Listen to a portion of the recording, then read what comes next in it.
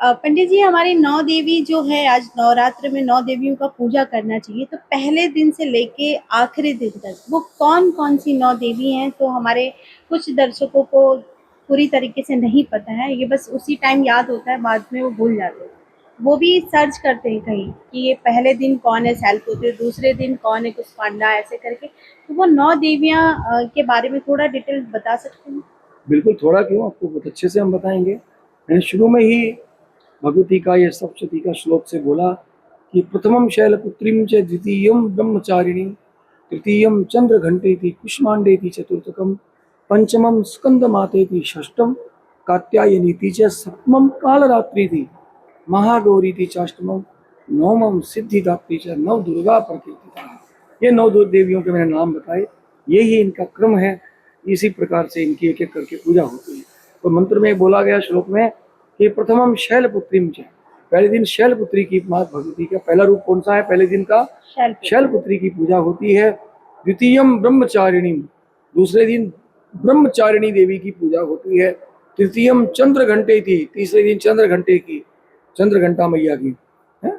कुष्मांडे थी चतुर्थकम, चौथे दिन कुष्मांडा भगवती की, देवी कुष्मांडा की पूजा होती है।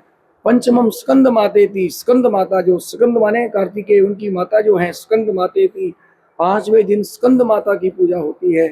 षष्टम कात्यायनी तीज है, कात्यायनी भगवती माँ की पूजा छठे दिन होती है, कात्यायनी देवी की।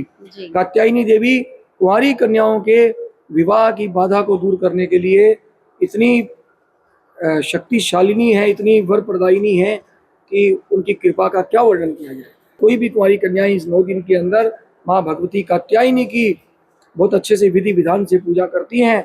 बहुत अच्छे से, नहीं तो जैसा भी कर सके करें, तो उनकी बिल्कुल 100% मैं इसको निश्चित तौर पे कह सकता हूँ बिना किसी शंका के कि उनका विवाह अवश्य अगली नवरात्रि के पहले पहले और जल्दी भी हो सकता है।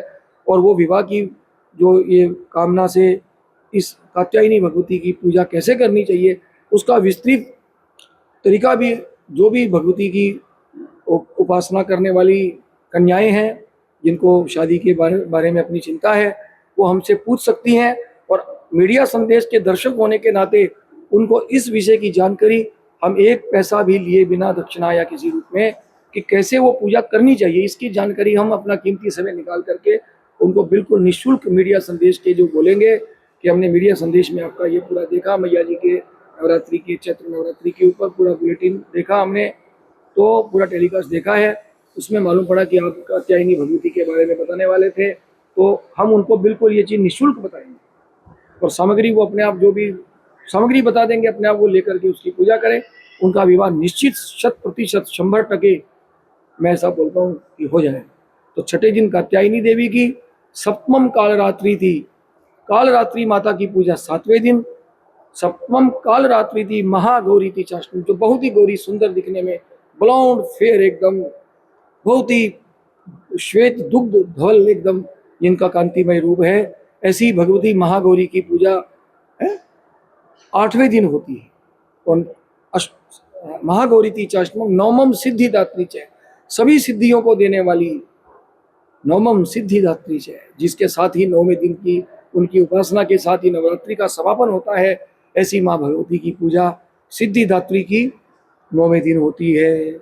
उनकी पूजा से भी सारे फल मिल सकते हैं। जो 8 दिन भी कोई ढंग से पूजा नहीं कर पाया, कुछ भूल चूक रहेगी, तो 9वें दिन भी अच्छे से भगवती का पूरा एक सप्तशती का पारायण पाठ कर ले, अच्छे से विधि विधान से ज्योति प्रज्वलित करके, सुगंधित धूप दीप जला करके और बड़े ही श्रद्धा भाव के साथ, तो उसको भी सारी जो नवरात्रि के 8 दिन की पीछे की कमी रह गई, पूजा हो नहीं पाई, लेट हुई, देरी से हुई, जल्दी हुई, भागा दौड़ी में हुई, अगले दिन 9वें दिन अगर आखिरी दिन भी अगर वो दिल अपना स्थिर भाव मन करके पूजा कर लेता है, तो उसको सारे, उनका नाम ही सिद्धिदात्री है।